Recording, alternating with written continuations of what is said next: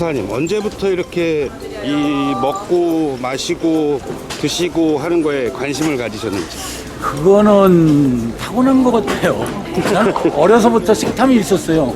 아주 어려서 우리 집에서 뭐라고 그랬냐면 우리 형제들이 많았는데 나 보는 앞에서는 약도 제대로 못 먹었다고 왜? 쫓아다니면서 뭐 먹냐고 물어봐서 근데 우리 형이 약 먹으면 쫓아다니면서 물어봤거든. 뭐 먹었냐고. 뭐 진짜 뭐 맛있는 거 먹고 나한테만 숨겼을까 봐서.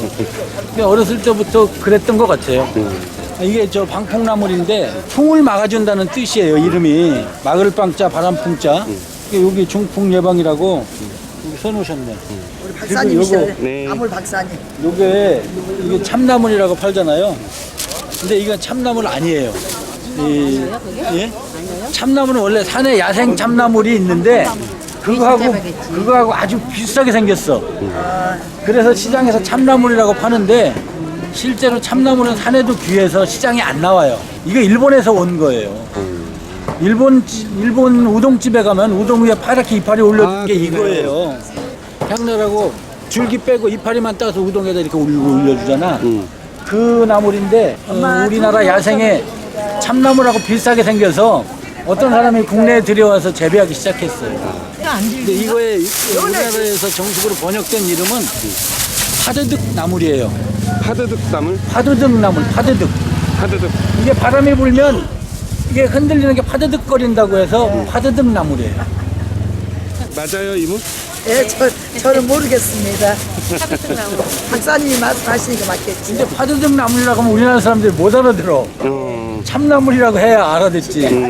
요 가게에 우리가 저쪽에서 보고 온 나물들이 여기 다 모여 있어. 지역에 따라서 머우라고도 하고 멍우라고도 하고 한데 표준어는 머위입니다. 머위. 머위. 봄나물 중에 아마 거의 가장 빨리 나오는 나물일 거예요. 꽃대가 먼저 이렇게 올라오는데 이건 어린 잎은 쌈으로도 먹고 이건 굉장히 써요. 조금만 자라면 굉장히 써서 이제 그때는 삶아서 우려가지고 그걸 쌈으로 싸 먹기도 하고 무쳐 먹기도 하고 하는 그런 나물인데 우리나라 나물 요리는 데쳐서 하는 것들이 많거든요. 데치는 거에 작용이 두 가지예요. 이 모든 생명은 자기를 보호하기 위해서 약간의 독성이 있어요. 근데 그 독성이 사람이 먹어서 못 느낄 정도의 독성일 때도 있고 먹으면 약간 배탈이 나는 정도의 독성이 있을 수도 있고 근데 가령 고사리 같은 거는 그냥 먹으면 독성이 아주 강해요. 그래서 데치면서 그 독성을 데친 걸 건져가지고 찬물에 넣어가지고 여러 시간 우리거든. 고사리 같은 건 한 하루쯤 우려야 돼요. 그냥 헹구기만 해도 되는 건 독성이 미약한 거고 고사리 같은 거는 하루쯤 우리게 한다고. 그 독성을 빼내거나 이것처럼 쓴 나물의 쓴맛을 빼내는 작용을 하는 게 데치는 거예요. 그리고 데치면 좋은 점이 또 뭐가 있냐면 생으로 먹을 때보다 한 3배 정도 더 먹을 수 있어요.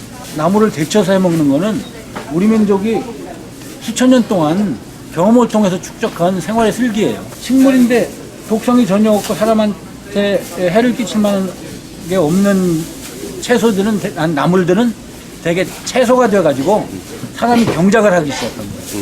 이게 경작을 해서 우리가 채소로 먹는 그 식물들은 데치거나 하지 않고 날로도 다 먹어도 탈이 없잖아요. 이거는 정말로 야생에서 땅에서 그냥 올라온 거고 이런 거는 좀 키운 거예요. 뭘로 구분해요? 절기상 머위가 이렇게 자랄 수 있는 때가 안 됐거든. 요게 정상적인 거예요. 야생에서. 이건 짧잖아요? 저건 굵고 길잖아요? 요철에 머위는 요만해요. 요 취나물도 아까 보면은 취나물이 막 이렇게 생기고 줄기가 막 이 새끼손가락 같은 줄기가 막 있고 그랬는데 없잖아요? 이게 이제 땅에서 바로 올라온 그런 취인 거죠. 모양을 보기에는 그렇게 뭐 이파리도 넓고 줄기도 있고 한 나물이 좋지만 더 향이 좋고 맛있는 거는 이런 거예요. 못생겼어도 이런 게 더 맛있는 거예요. 명이 이거 난 이런 명은 굉장히 좋은 품질이 아주 좋은 명이에요. 그 우리가 음식점에 가서 명이 먹으면 명이 장아찌가 이런 줄기가 없이 이파리만 주잖아요. 그거는 여러 번 수확한 거야. 첫순이 올라올 때만 봄에 첫순이 올라올 때만 줄기가 이렇게 굵직하게 있지. 그 다음에는 줄기가 별로 없이 이파리가 바로 올라와 버려서 음식점에서 주는 거는 다 줄기가 없어요. 음.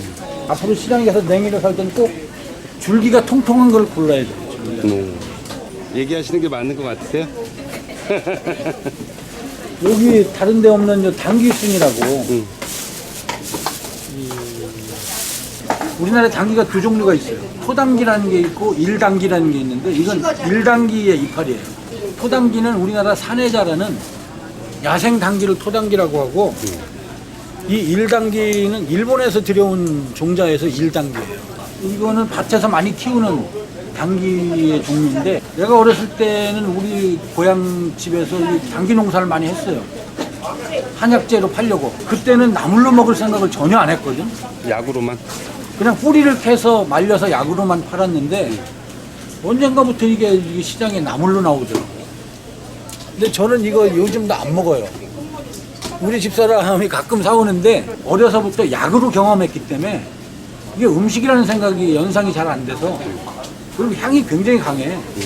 그래서 향이 짙고 그래서 저는 잘 안 먹어요. 민들레도 한 4, 50년 전에는 이게 잡초로 분류되던 나물로 별로 안 먹던 풀인데 한 30년쯤 전부터 이거를 겉절이로도 먹고 샐러드로도 먹고 데쳐서 나물로도 먹고 그렇게 먹더라고요. 민들레가 두 가지 종류가 있습니다. 흰 꽃이 피는 민들레하고 노란 꽃이 피는 민들레가 있는데 우리나라 원래 토종 민들레는 흰 꽃이고 노란 꽃은 서양에서 들어온 외래종 민들레예요. 근데 외래종 민들레가 우리 토종 민들레보다 번식력이 월등하게 강해. 그래가지고 우리가 보통 이 시중에 이 들판에서 보는 민들레 거의 한 8, 90%가 서양 대체로 노란색이잖아요. 외래종 민들레라고 부르는 거예요. 한때 이제 민들레 뿌리가 뭐 암에 좋다나 뭐 어쨌다나 그래가지고 막 민들레 멸종하는 게 아니냐 할 정도로 막 사람들이 돌아다니면서 깨고 워낙 그 번식력이 좋아서 뭐 여전히 들판에 많이 있습니다. 근데 민들레 씨가 하얗게 날아가는데 무슨 대중가에 민들레 홀씨대요 그러는데 그건 말이 안 되는 얘기예요. 왜요? 민들레 홀씨가 아니고 민들레 씨야. 홀씨는 버섯이나 이런 거에 포자를 홀씨라고 하는 거지 암수가 결합이 돼가지고 씨앗이 열린 거는 씨예요. 홀씨가 아니고. 근데 버섯이나 이런 거를 나오게 하는 그 홀씨는 포자라고 하는데 그거는 교배하고 상관없이 생기는 거 발생하는 거거든요. 그래서 홀씨거든 혼자서 생긴 씨여서. 민들레 홀씨가 날아가는 거는 만약에 그런 경우가 있다 그러면 생물학적 이변이에요. 순박이 뿌린데 저것도 쌉쌀하니 그런 맛에 먹는데 봄에 봄나무를 쓴 게 많아요. 보통 한의학적으로는 겨울에서 봄으로 바뀌는 환절기에 권하는 음식이 쓴맛 음식이에요. 계절에 따라서 사람 몸도 그 계절에 대응하느라고 생체작용, 대사작용이 변하는데 겨울 동안은 추수동장이라고 그러잖아요. 가을에 거두고 겨울엔 저장한다. 원시시대에. 그걸 먹을 게 없으니까, 적으니까. 적게 먹고 대사활동도 적게 하고 하는 식으로 우리 몸의 사이클이 돌아요. 그 가라앉아있던 기운을 쓴맛이 일깨워준다는 거예요. 그래서 봄에서 겨울에서 봄으로 가는 환절기에는 쓴맛이 도는 나물이 좋다고 동양의학 하는 사람들은 얘기를 하고 실제로 우리가 먹는 나물 중에 아까 머울나물도 쓰고 쑥도 씁쓸하고 이거 순박이 봄나물 중에 순박이도 씁쓸하고 민들레 씁쓸하고 이런 것들 씁쓸한 나물들이 봄나물로 좋다는 거예요.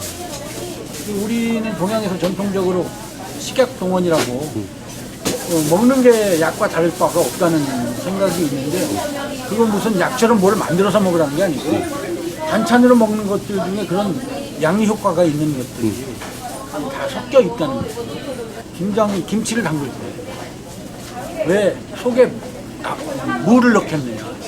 음양에 좋아요. 배추는 잎채소잖아요. 무는 뿌리채소잖아요. 서로 음과 양이 다른 거를 한 가지만 넣고 하면은 좋을 수도 있지만 독이 될 수도 있는 거예요. 근데 거기다 무를 섞어가지고 뿌리채소 섞어서 중화하는 거죠. 양나물이 막 섞였다는 나물이에요. 방금 소사님 막나물 말씀하셨는데 막나물이 무슨 뜻이에요? 막나물은 산에서 나무를 뜯다가 이것저것 종류별로 구분해서 뜯다가 아프기도 하고 양이 그렇게 뚜렷하게 많지 않으면 자루에다 확 섞어서 따는 나물이에요. 옛날 시골에서 산에 가서 나물 뜯을 때는 대부분 저렇게 뜯었어. 그걸로 죽을 끓였어요. 1970년이 초등학교 6학년이었는데 그때까지만 해도 시골에 끼니를 제대로 못 끓이는 사람들이 많았습니다. 농토가 적고 살림이 어려운 사람들은 이제 봄 되면 산으로 들러 나가는 거야. 저런 막나물로 죽을 끓여 먹는데 쌀은 뭐 한참 가다 하나씩 있고 나물만 잔뜩 있는 뭘 상상하면 되냐면 미역국 한 대접에다가 밥 한 숟갈 말아 놓은 거. 그런 사람들이 동네에 한 100가구면 한 30가구는 됐어. 내가 어려서 그런 죽을 먹고 자란 건 아니지만 그런 죽에 대한 추억이 있어서 봄 되면 저 막나물을 꼭 사갑니다, 집에. 그런 죽을 끓여달라고 해요, 아내한테. 쌀 조금만 넣고 한번 끓여보라고. 근데 거기다 된장하고 고추장을 조금씩 풀고 멸치 육수 뽑아서 그렇게 해서 그 죽 끓이면 아주 별미입니다. 몸에도 좋을 거고 여러 가지 나물이 들어갔어요.